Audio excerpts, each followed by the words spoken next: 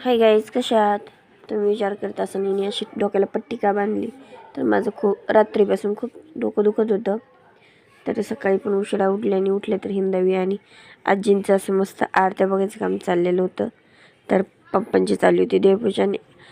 आज मी आजारी होते म्हणून सर्वच कामाला लागले होते. आईंनी पप्पांना भगर करून दिली. नंतर आम्हाला अंडे उकडले आणि ताईंनी नाश्ता लावून दिला. नंतर थोडंसं बरं वाटलं म्हणून मी कपडे धुवायला घेतले. तर हिंदावीचं मध्ये काम तिथं चालूच होतं.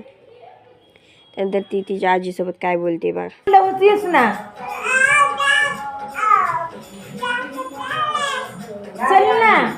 चल ना इकडे ये ना, पडशील ना, इकडे पडशील.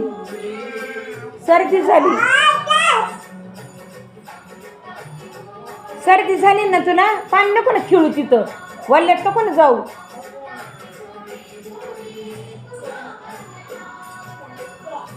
ये चल इकडे चल.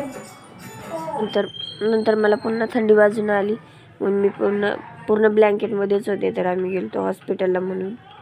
नंतर घरी आले, झोप काढली एक मस्त. तर तोपर्यंत हे पाहुणे आलेले होते सगळेच. मस्त चहा पाणी झाल्यानंतर आईने इथे कपडे वाळू घातलेले काढून घेतले. आईनं लई वेगळं वाटतं. पेशंट म्हणून काही कधी राहतच नाहीत त्या, असं कामच चालू असतं. मला तर काही सुचत नव्हतं बाबा. झोप झाली तरी पण डोकंच जरासं जडच होतं माझं, म्हणून मी काही केलं नाही. पाहुण्यांना थोडं चहा पाणी केलं आणि बसले होते बाजूला.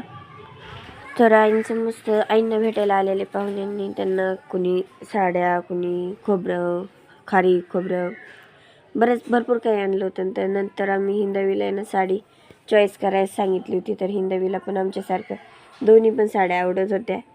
तिला असं एकच सांगितल्यानंतर तिने मस्त असं पावडरला हळदी कुंकू करून एक साडी सिलेक्ट केली बघा. मस्त अशा तिने साडी सिलेक्ट केली. चला मग ती हिंदावीच्या अशाच गोड गमतींसोबत भेटूया नेक्स्ट व्हिडिओमध्ये. Bye bye.